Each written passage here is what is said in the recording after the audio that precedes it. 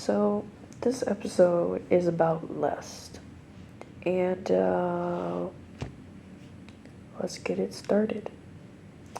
So, the first one we're going to talk about is 1 John 2, verse 16. For all that is in the world, the lust of the flesh, and the lust of the eyes, and the pride of life is not of the Father, but is of the world.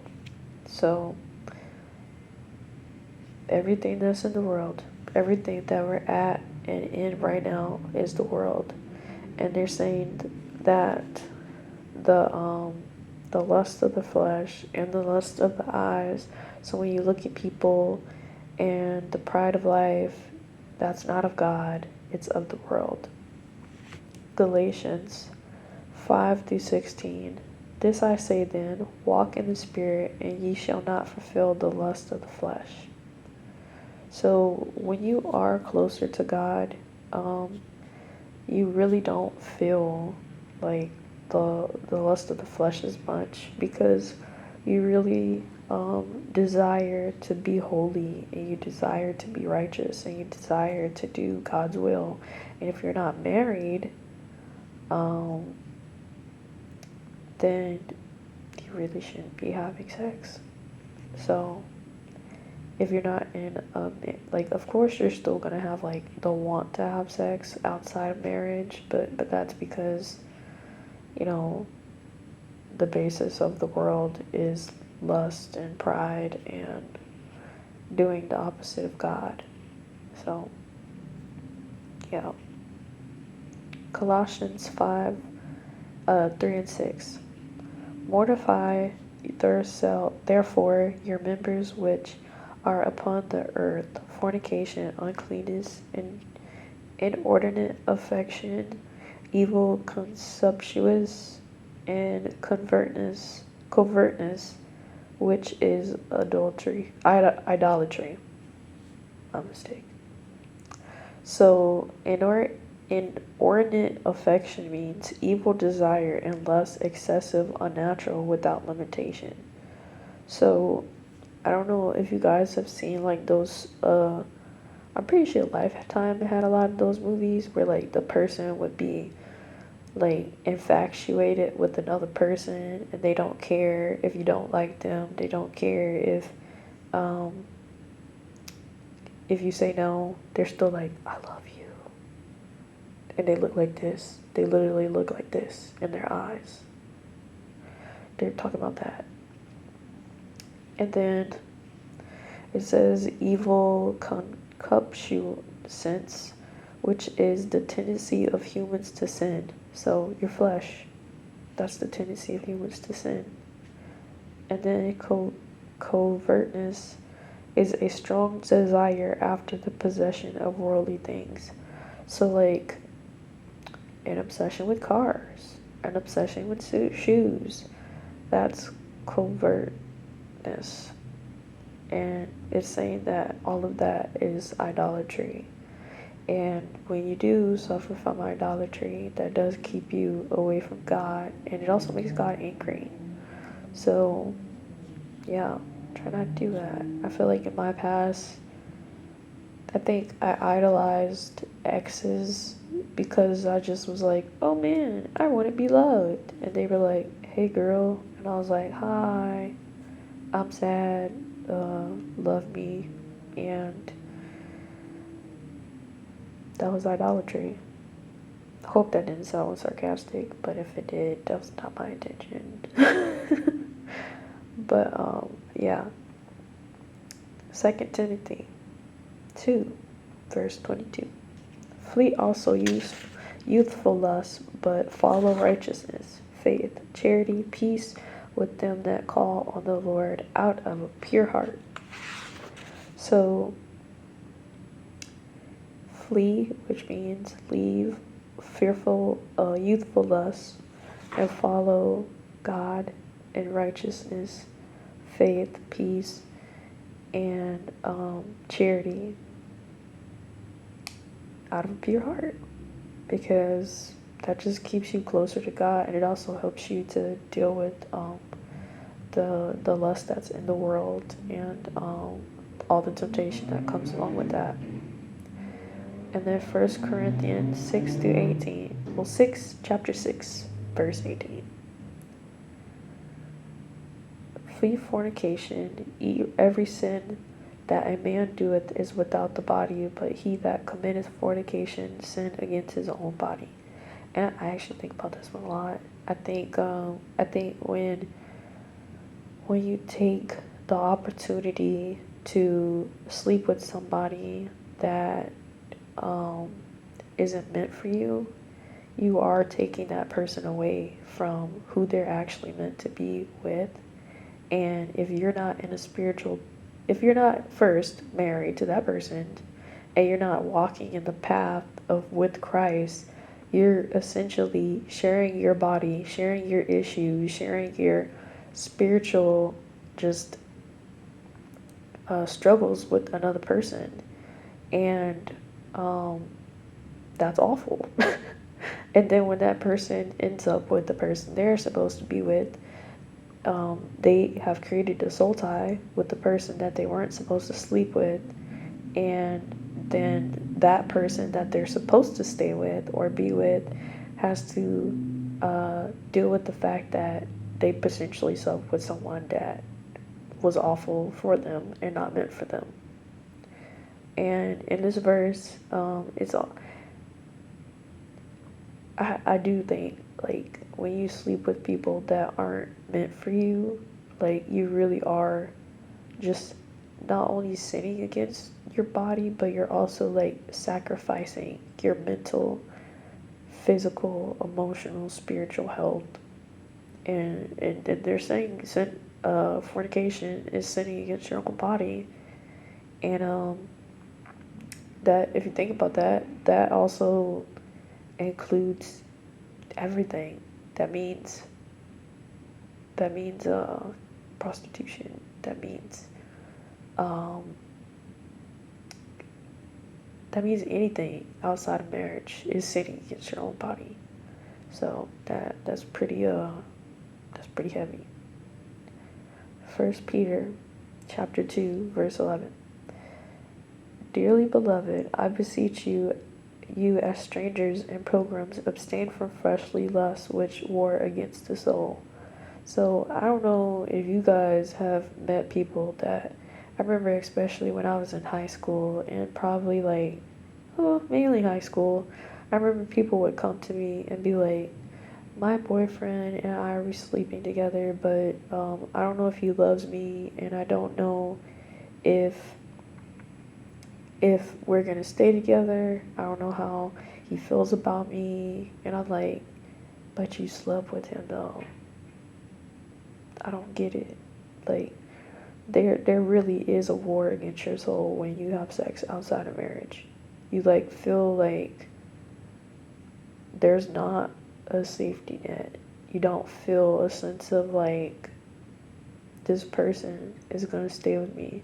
This person cares about me. This person at the end of the day is gonna be there, and there's just no sense of security. I think that's the main one that I feel like a lot of people have.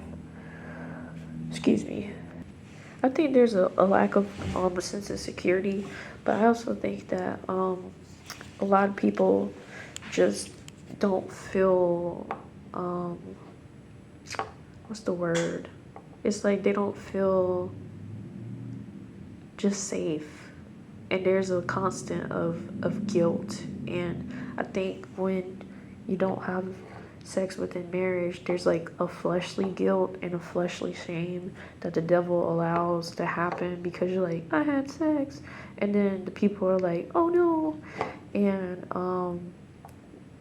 I think the devil allows that to torment a lot of people, and hence the war against the soul. Because I honestly think a lot of people, like, if you're having sex, or if you can't not have sex, that means you need to be married. So if you want to have sex, you have to be married at some point.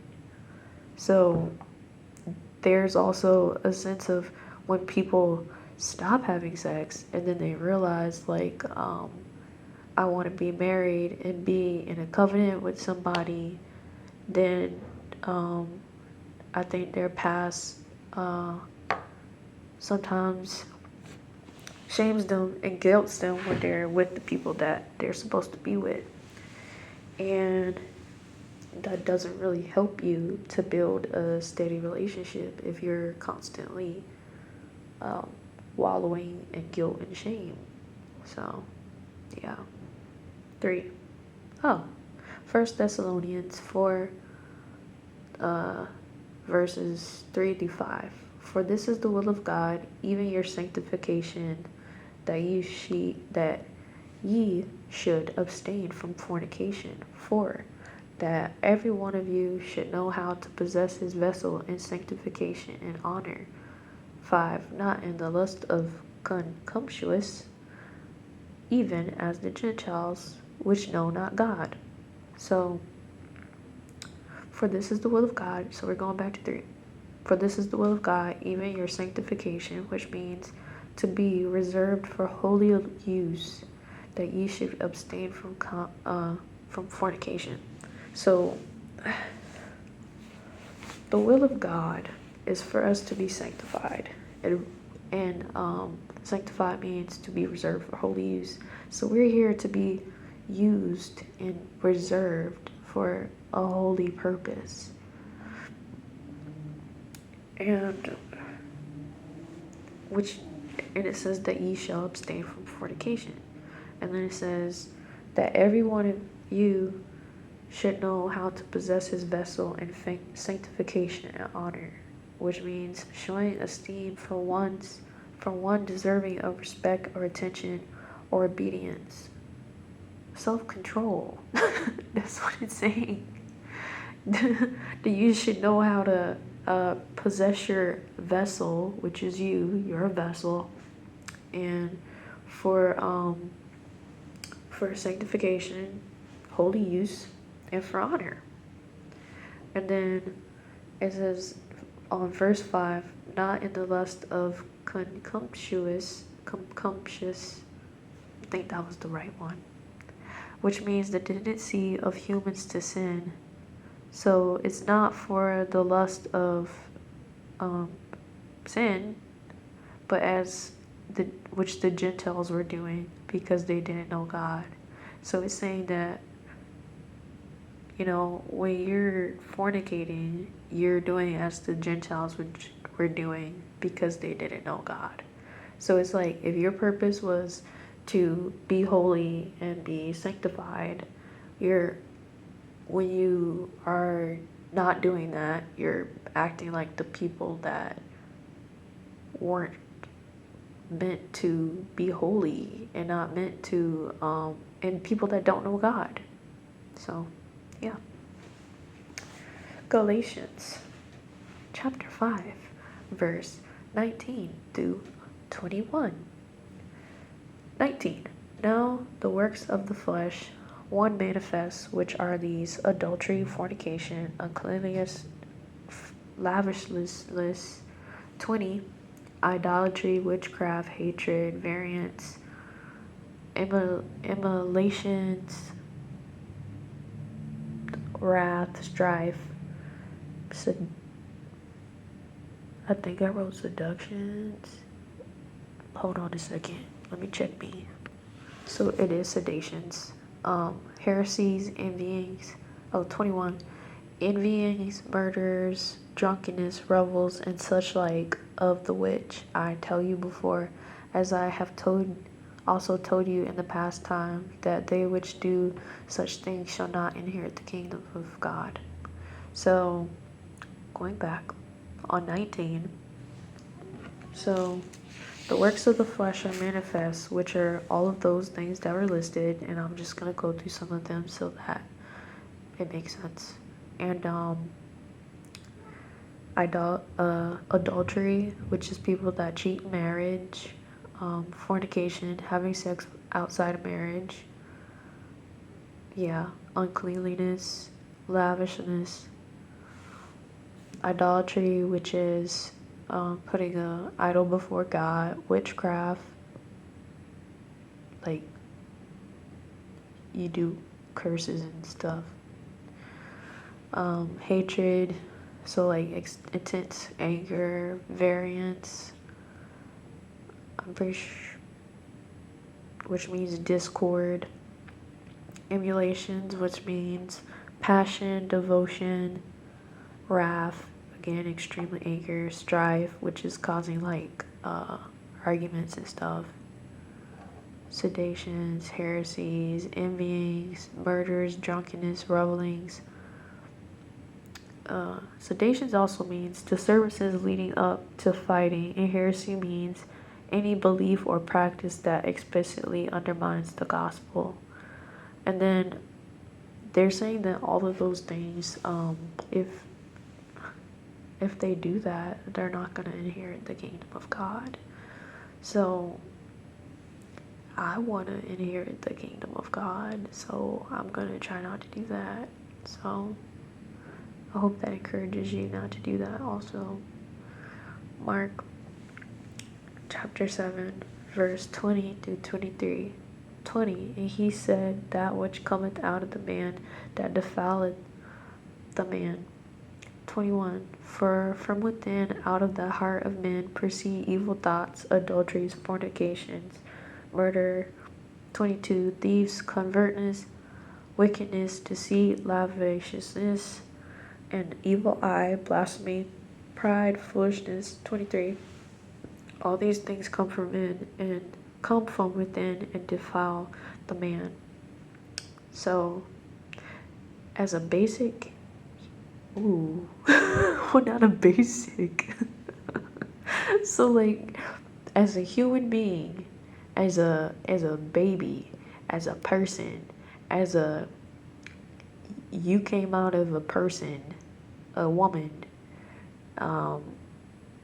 when you popped out, they're saying that the heart of that small person is evil, and all of those things that they mentioned, their basic setting on your sim, on you, is to do wrong, because that is flesh. That is the basics of a person, of a flesh, which I am. I am a meat suit. That's funny. But anyway, all of that is within me as well. And they're saying all of that defiles a person. All of that makes a person like just unclean, because that's the definition of defile. And to be clean, you have to go to Christ and say, Jesus, I am an unclean person. I am absolutely just not, I'm not perfect. And God will, again, I'm going to keep using the ice cream scoop thing. He's going to scoop out that and just be like, oh, you did this? And then you're going to be like, yeah, God, I did this with this person. Or cause this is about lust. So you had sex with a person. You be like, God, I didn't mean to. I didn't think about it. I wanted to, but I didn't. And then I just did it. And then he'll be like, oh, you did. And then he'll just eat that. And then be like, I'll help you deal with that for now on, so that you can continue to be pure and have purity. And I don't think people understand, even if you have kids, you don't have kids, you excuse me, had sex outside of marriage, you can still recommit yourself and say, hey God, like, I did this, I didn't know any better, please help me to just rededicate my body and my mind as a temple. And he will talk you through that and help you understand how to do that. And the Bible will also explain that to you. And I hope these verses also explained the consequences of lust, and also the consequences of just continuing it, and then also understanding that you can be saved. So